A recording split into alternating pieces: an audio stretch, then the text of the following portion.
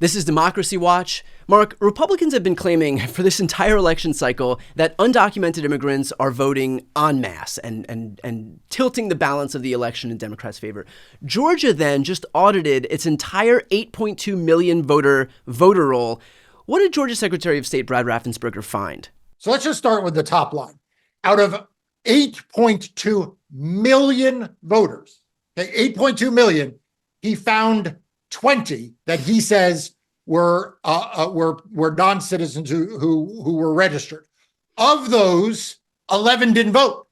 So the entire charade that they went through, this entire rigmarole, the expenditure of taxpayer money, all of the press releases, all of the drama was because he says 9 people voted who were not U.S. citizens out of 8.2 million. And let me just say, Brad Raffensperger, has an image for being a moderate, but Brad Raffensperger has also been part of the Republican drumbeat to demagogue on this issue. So I assure you, if there were people to be found, Brad Raffensperger wanted to find them.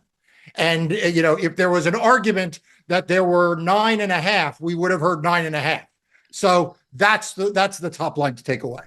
So to be clear, we've got 9 who may have voted several years ago, and this was before voter ID was implemented, and 11 who were registered and never actually even cast a ballot. And this is the basis for Republicans' fear-mongering about non-citizens swinging the results of presidential elections? Yeah, it is absolutely shameless, and it is imperative that the facts get out there, because the fact is that we see more misinformation and disinformation about this issue every single day. We just saw lawsuits filed by Ohio, Texas, and Florida against the Department of Homeland Security, claiming that they don't have all the tools they need to keep non-citizens from voting.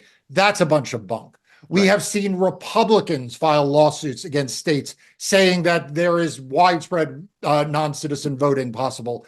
That's a bunch of bunk. We have seen Republicans, remember, they were threatening to shut down the government over their nonsense claims of non-citizen voting. And that was a bunch of bunk. And so, it is easy to say, well, Georgia, they did an investigation and this is what it came back with. But we have to understand these things are not being undertaken in good faith.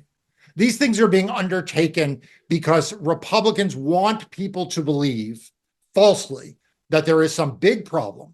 And they want people to believe that because they want, number one, to discourage people from voting. They want to create a permission structure after the election for them to blame for why they lose.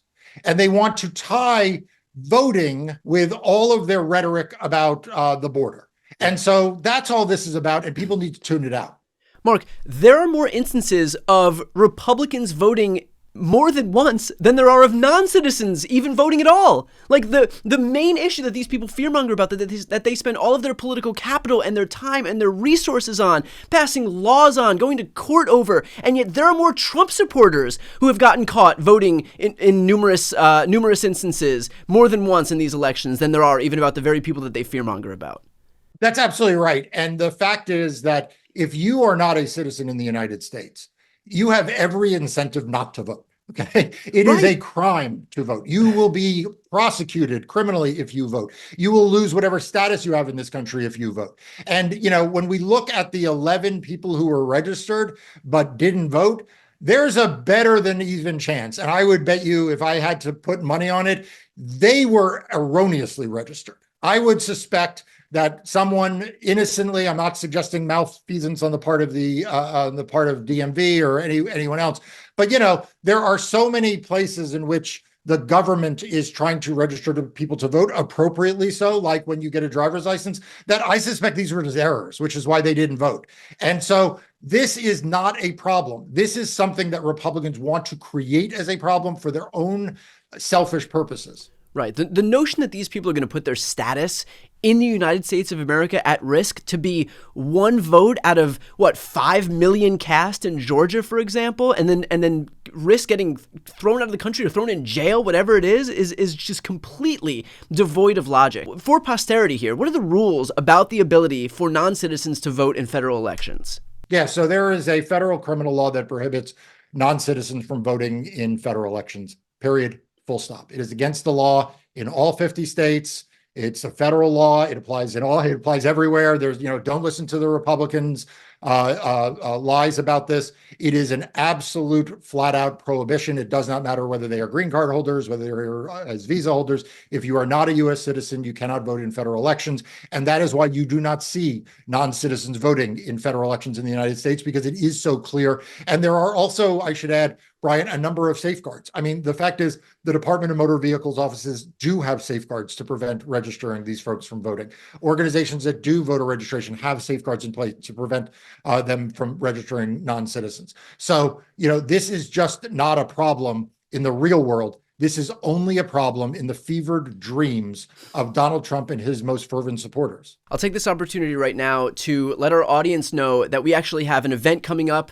You, me, and Jamie Raskin are going to be on a panel called The Race to Certify What Happens After Election Day. So we're going to be talking about everything in terms of what to expect, what the law is as it relates to Election Day and the days after Election Day. So we will put the link to sign up if you want to attend right here on the screen and also in the post description of this video. This is something we've been looking forward to for a really long time. And obviously, everybody watching knows right now that in terms of the authority on this stuff, Jamie Raskin and Marc Elias, it doesn't get much better than that. So please make sure to click the link on the screen in the post description to sign up and attend this panel. It's going to be really informative.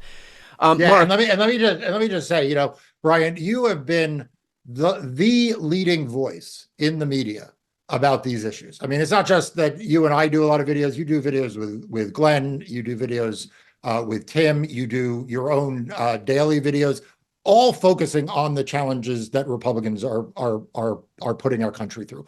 Many of which focus on specifically the elections and these issues of democracy. So there is no one who I would rather be on this panel than with you. And when we had to say, okay, it can't just be the two of us, because we're always together.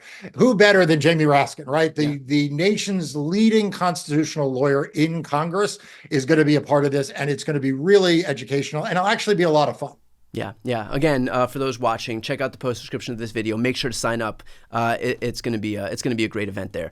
Marc, Elon Musk tweeted, "Massive numbers flown directly to swing states and put on the fast track to citizenship, voter importation. It's a surefire way for the Democratic Party to achieve permanent victory. Diabolically smart." Is any part of that accurate? Is any single sentence in what he said accurate? No. Not only is it not accurate, it's not coherent. I mean, you try to parse this apart and say, what the hell is he saying? First of all, the only people being flown around the country from state to state is because you have people like Ron DeSantis and Greg Abbott who were using these migrants for their own political purposes, right? The people in this country who were flying people and busing people around the country for political ends were not the Democrats and were not the federal government. It was these governors who were running these disgusting programs to try to use these people fleeing persecution and hardship in their countries as a political tool. By moving them to states like New York or Washington, D.C. or Illinois or elsewhere. So number one, that's not true. The second is there is no fast track to citizenship. I don't even know what the hell he's talking about. Maybe he had a fast track to citizenship. I don't know. Maybe we should ask Elon Musk. Did you get some special treatment? Was there something that you got that the rest of the people who immigrate here don't get? But that's not true.